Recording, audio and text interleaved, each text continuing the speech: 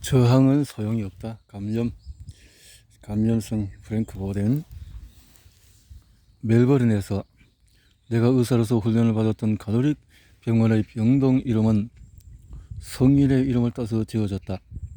단순한 우연인지 어쩐지 모르지만 그 성인은 해당 병동의 분야를 관장한다거나 그곳에서 치료하는 질병과 관련이 있었다.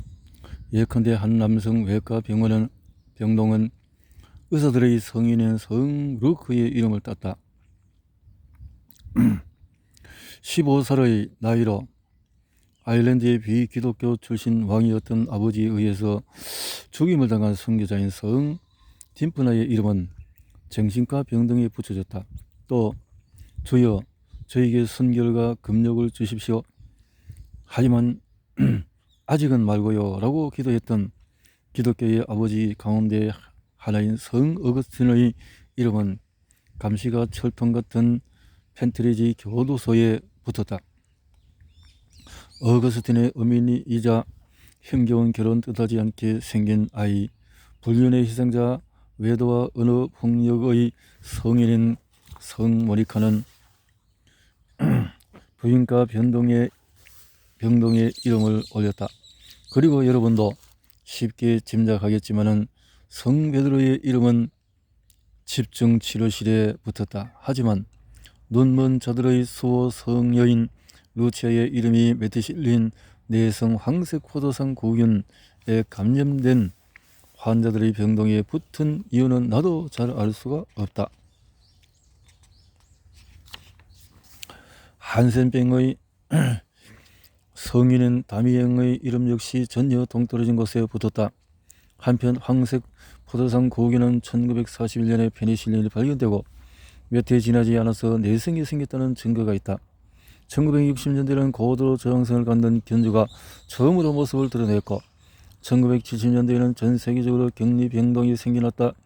성 루치아 병동은 내가 근무하던 병원의 6층에 자리했는데 눈코 뜰 새 없이 바쁜 병원 업무와는 조금 떨어져 있었다.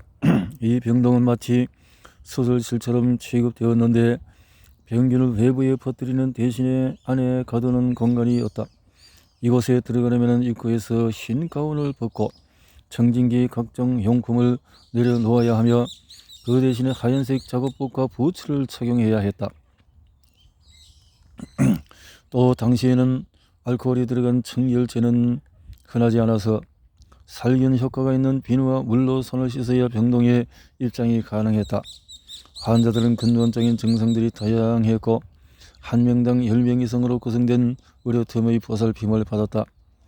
이렇게 해서 수술 환자와 비수술 환자가 뒤섞여서 수용되는 병동이 만들어졌고 이에 따라 간호 인력은 어떤 유형의 의료 문제든지 대처할 준비를 거쳐야 했다.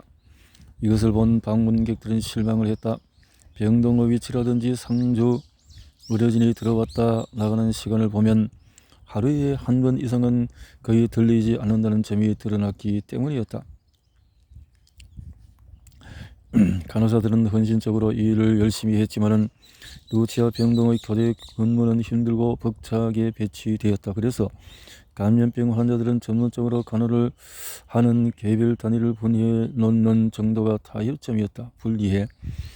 어느 날에는 어떤 종류든 내성 미생물을 지닌 환자들은 병원의 따로 분리된 방에 보살핀다. 비록 황색 포도상 구기는 지원단체나 기념일도 없지만 선진국에서 발생하는 생명을 위협하는 심각한 감염증의 상당수를 차지한다. 이 세균은 피부, 뼈, 근육, 관절, 간, 뇌, 심장에 감염될 수가 있다. 정말로 몸 곳곳 어디든 침입했던 것이다. 그리고 만약에 이 세균이 피 속으로 흘러든다면 6개월 내에 생존율은 20%였는데 이것은 심장마비로 병원에 입원하는 환자에 비해서 사망률 면에서 4에서 6배 높은 값이었다. 황색 포도상 구균 감염은 수술 후에 비교적 흔히 일어난다. 예컨대 어느 날 고관절 교체 수술할 때에 이 세균에 감염되는 것은 심각한 합병증을 간주되는데 더구나 뇌성균과 감염됐다면 그야말로 재난 상황에 가까운 일이다. 1970년대에는 MRSA 치료할 수 있는 약이 3가지 뿐이었다. 그 중에 하나인 반코마이신은 1950년대에 개발되었고 정맥 주사로만 몸이 투여될 수 있다. 반코마이신의 활성 성분을 자연적으로 생산해내는 균류는 보르네오 제도의 정글에서 발견되었으며 호두상 고균을 퇴치하는 힘이 있다고 해서 약의 이름이 그렇게 붙여졌다. 하지만 초기에 만든 약재에는 불순물이 많았다. 당시의 반코마이신은 알레르기 반응을 많이 유발했으며 제조사인 미국 릴리사의 과학자들은 이 약에 미시시피 진흙이라고 별명을 붙였다.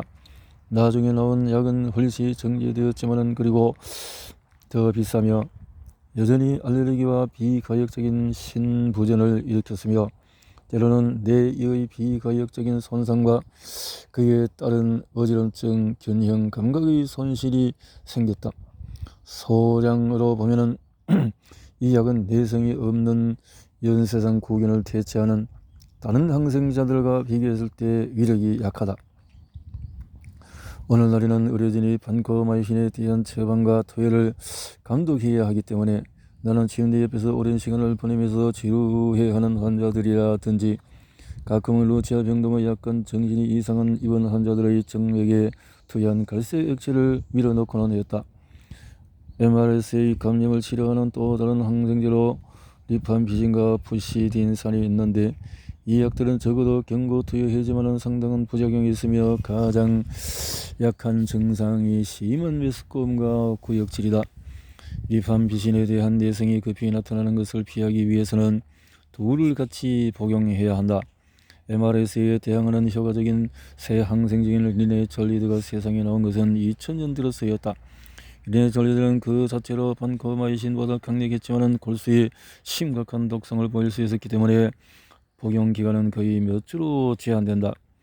오늘날 MRSA는 몇몇 병원에서 무척 흔하게 나타나지만 사람들은 환자들을 격리시킬 생각도 잘 하지 않는 듯하다. 하지만 대부분의 경우 격리시키는 것이 효과적인 전략이기에는 환자 수가 충분하지 않아서 환자들을 자신이 앓고 있는 주된 질병에 가장 관계 있는 여러 병동에 흩어져 분포한다.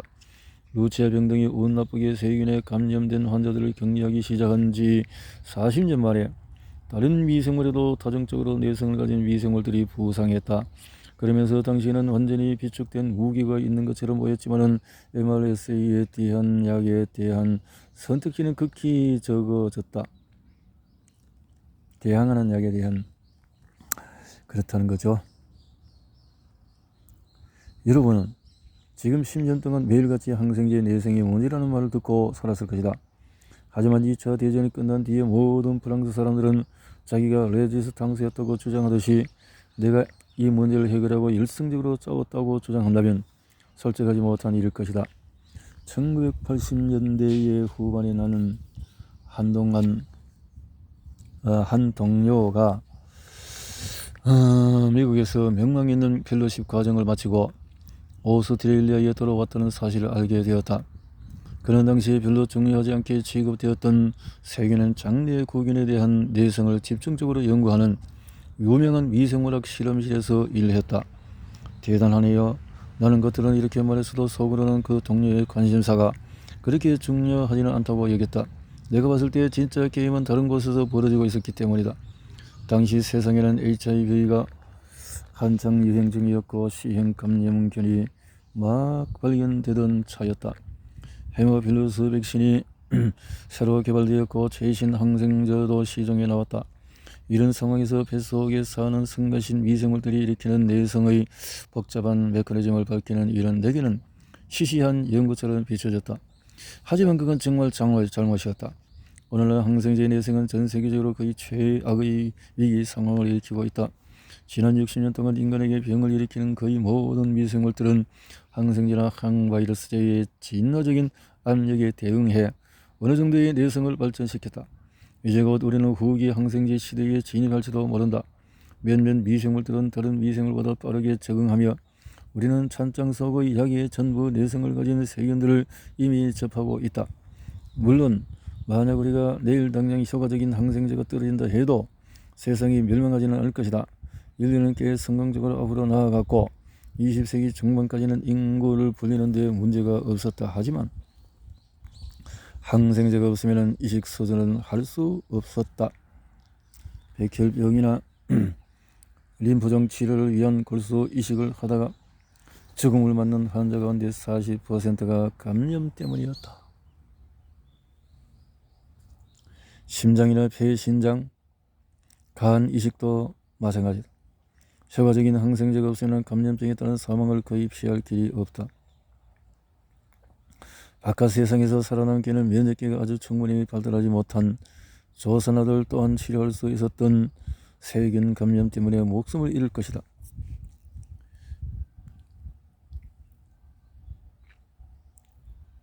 유방암이나 폐암에 걸려서 화학요법을 받고 있는 상당수의 환자들도 불필요한 죽음을 맞게 된다. 수술이 필요한 외과 환자들은 감염증에 더 많은 이 노출될 것이다. 오늘날 인공관절 치환술이 실시되기 시작하면서 마취과 의사들은 감염 확률을 낮추기 위해서 일상적으로 항생제를 투여한다. 외과 의사들은 잘 회복할 것이라는 희망이 보이고 전혀 문제없을 듯한 환자의 보철용 관절에서 감염이 일어나는 상황을 무척 두려워한다. 고치기가 힘들다는 사실을 알기 때문이다. 아무리 시설이 좋고 실력이 대단한 병원이라도 감염증이 생길 확률은 2에서 5%에 달한다. 항생제가 없다면 이 확률은 여러 배 치솟을 것이다. 관절 치환 서울은 전기를 사용하는 시설이며 이때 감염이 될 위험성은 수술을 얻는 이득을 상회할 수 있다. 무척 흔하지만 그래도 위험하고 심각한 복붙을 맹장 쓸기에 제것을 위장 절제술 같은 것을 해야 하는 사람들은 1950년대 이르러 예전에는 고려해보지 못했던 감염증에 걸릴 확률이 훨씬 높아졌다.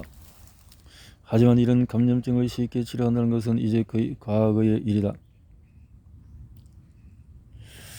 내가 근무하는 병원의 환자들에게서 보는 가장 흔하면서 골치 아픈 감염증은 다리에 나타나는 복마지겸이다. 이 병에 걸린 사람들은 다량의 항생제를 투여받아야 하지만 그러면 거의 증상이 낫기는 한다. 복마지겸에 걸린 사람들의 대다수는 사실 제일 먼저 진료받은 의사에게 이미 진단을 받기 때문에 감염병을 전공한 나에게까지 오지는 않는다. 하지만 항생제가 없었다면 복마지겸 환자들은 20세기 초의 상태로 돌아갈 것이다. 수술을 통해 다리 깊숙한 조직에 고인 고름을 빼내고 심한 경우에는 다리를 절단해야 하는 상황 말이다. 여성에서 나타나는 여러 감염 또한 단순히 얼마 안 되는 기간 동안에 항생제를 삼키는 것만으로 해결될 수 있는 성가신 질병을 넘어설 것이다. 이미 동남아시아에서 휴가를 보내고 들어오는 여성들 가운데 현재 토착 세균이 위장관에 감염된 채 6개월 이상 그대로 지내는 사례들이 보고되었다. 이 세균들이 위장에서 질로 이어 요도로 짧은 여행을 마치고 나면 삼키는 항생제만으로는 치료할 수 없는 방광염에 걸릴 수도 있다.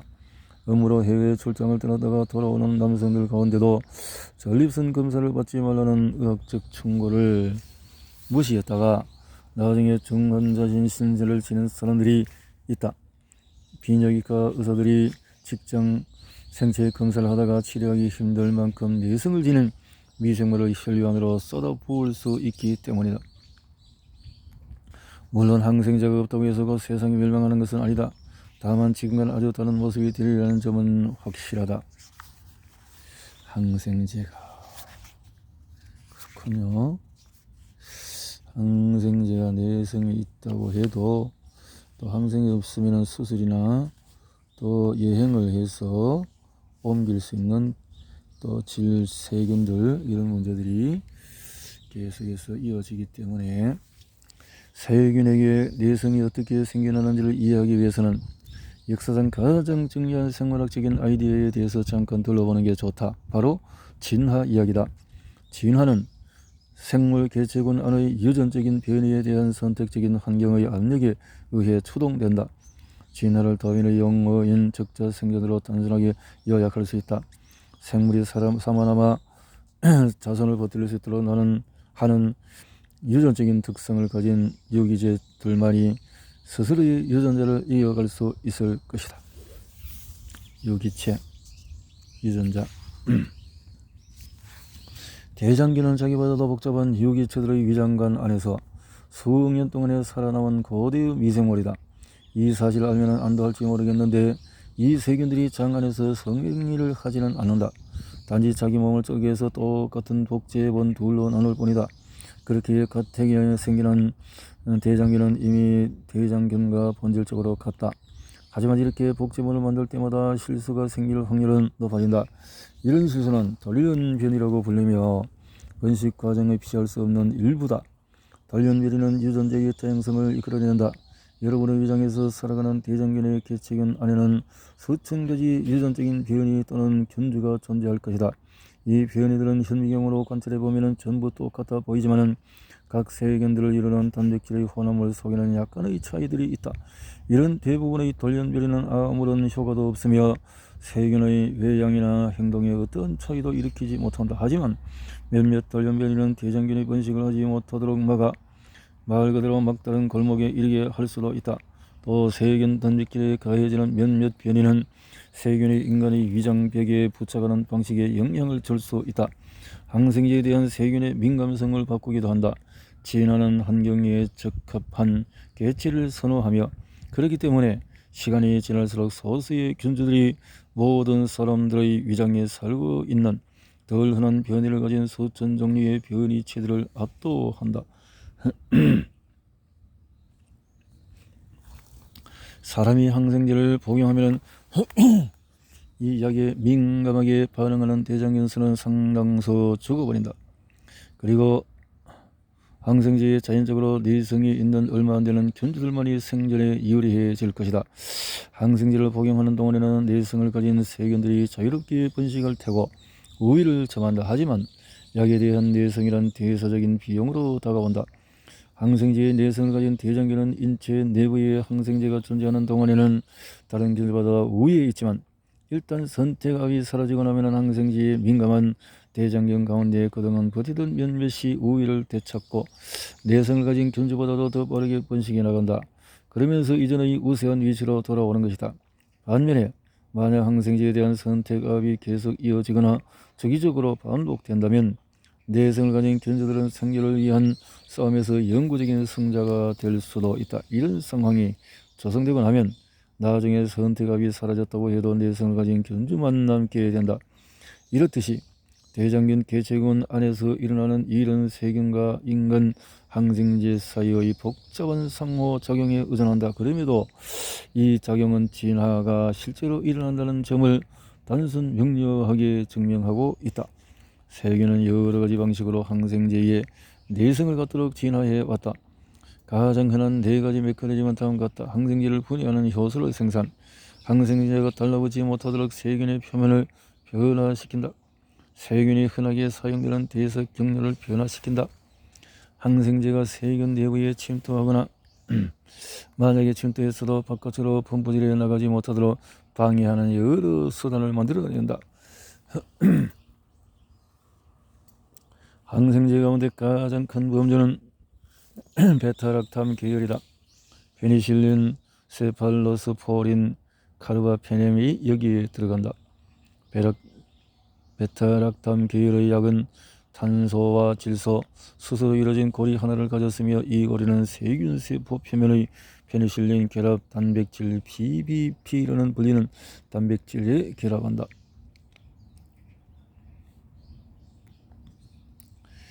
자, 이런 상황에서 테트라사이클린이나 에리트로마이신처럼 세포벽에 작용하지 않는 항생제들은 먼저 세균 내부로 들어간 다음에 세균의 DNA를 합성하는 데 사용하는 효소를 처리한다. 하지만 여기에 대해서 상당수의 미생물들은 이런 항생제에 의해 자신의 대사 과정이 가로막히지 않는 방안을 진화시켰다. 몇몇은 자기 내부로 들어오는 항생제를 감지해 스스로에게 손상을 일으키기 전에 에너지를 이용해 능동적으로 밖으로 도로 분포질해 버린다.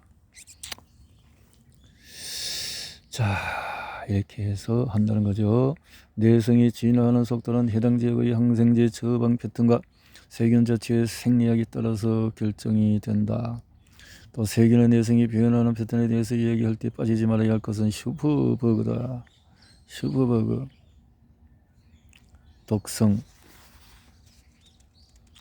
예를 들어서 A군 연쇄상 고기는 항생제에 민감하지만 괴사성 근막염이라고 불리는 심한 감염증을 일으켜 환자를 몇 시간 안에 사망하게 이르게 할 수 있다. 또 반대로 녹농균 는 극소수를 제외하고는 모든 항생제에 대해서 자연적으로 내성이 있다. 그럼에도 이 세균은 감염이 잘 되지 않아 정상적인 몸 상태보다도 무척 허약해진 상태여야 가능할 정도다. 항생제의 내성이 나타나는 패턴은 굉장히 다채롭다. 그렇게 캔버라에서 제대로 작동하는 항생제라 해도 뉴욕에서 같은 유행의 감염증의 효험이 있을지는 장담할 수가 없다. 그래도 완전히 항생제의 내성을 가진 포도상국은 균주는 아직까지 현실성이 나타나지 않았다. 그런 균주에 대한 공포가 어느 정도 근거가 있기는 하지만 말이다. 예컨대 약 15년 전 전 세계 곳곳의 병원에 반코마이신 내성 장구균에 감염되어서 심각하게 앓는 환자들이 나타나기 시작했다. 이 세균은 앞에서 말한 내 동료가 이미 여러 해 전에 관심을 보였던 미생물이었다. 이 세균에 감염된 환자는 무척 빠르게 자기 병실을 오염시켰으며 손을 깨끗이 세척하는 것만으로도 세균의 전파를 완전히 막는 데는 역부족이었다. 하지만 VRE는 평생제 내성이 생기는 동안에 독성이 늘지 않았다. 몸이 약하거나 면역이 저하된 환자들 또는 인공심막 판막이나 인공고관절에 침투한 경우에만 심각한 증상을 일으킨다. 민감성이 건강한 사람은 이긴다. 예전부터 골칫거림을 임질을 일으키는 임질균은 원래 항생제에 대단히 민감한 세균이었다. 2차 대전이 끝날 무렵에 페니실린은 수많은 군인들의 타는 듯한 요도를 진정시켜서 수백만이 넘는 여성들의 나팔관이 다치지 않도록 막아주었고 어머니들의 감염된 산도를 통과하는 신생아들이 눈이 멀 수 있는 감염증에 걸리는 이를 뿌리 뽑았다. 하지만 베트남 전쟁을 치면서 임질균이 수많은 기발한 내성 메커니즘을 진화시켰고 그래서 페니실린 외에 여러 약들도 사용되어야 했다. 21세기로 넘어갈 무렵까지 사람들이 의존할 만한 경구 항생제는 존재하지 않았고 오늘날 근육주사로 투여받는 항생제인 세포트리악선도 쓸모없게 될 날이 멀지 않았다. 인도에서는 중간계급이 굉장히 성장하면서 값비싼 광범위 항생제를 처방받아 복용하는 사람들의 수도 급증했다. 2008년에 스웨덴의 한 병원에서 인도에 막 돌아온 환자의 소변 속에서 카르파페늄 계열에도 내성을 가진 폐렴간균이 발견되었다. 이렇게 내성이 생긴 이유는 이러이러한 효소 때문이었다. 일어났고 이런 감염으로 인한 사망률은 50%, 진정은 10%다. 게다가 선진국 환자들이 개발도상국의 저렴한 의료 서비스를 치과 임플란트 시술, 인공관절 치환술이나 신장 이식을 찾아오는 의료 관광이 떠오르면서 내성을 가진 세균들이 여건을 가진 듯 국경을 자유롭게 드나들고 있다. 세균이 감염된 환자가 델리에서 시드니까지 비행기를 타고 오는데 14시간이 걸리지 않으니 말이다. 비록 항생제를 사용하다 보면 내성은 피할 수 없지만 결과지만 그동안 항생제가 득세를 부릴 때까지 전문가들과 사회가 부지했던 면도 있다. 약을 개발한 지 고작 60년 만에 항생제가 무력해졌다는 사실은 의학의 역사에서 가장 큰 규모로 이미 예고된 일이었다. 감염병 의사들과 미생물학자들은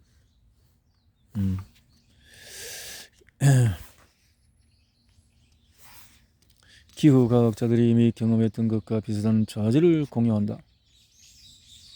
선진국의 보건복지부에서 항생제의 내성이 나타나는 속도를 줄이기 위한 프로그램을 도입했지만 그럼에도 미국의 질병관리본부는 아직까지도 항생제 내성에 들이는 비용이 연간 고작 $500만 밖에 되지 않는다.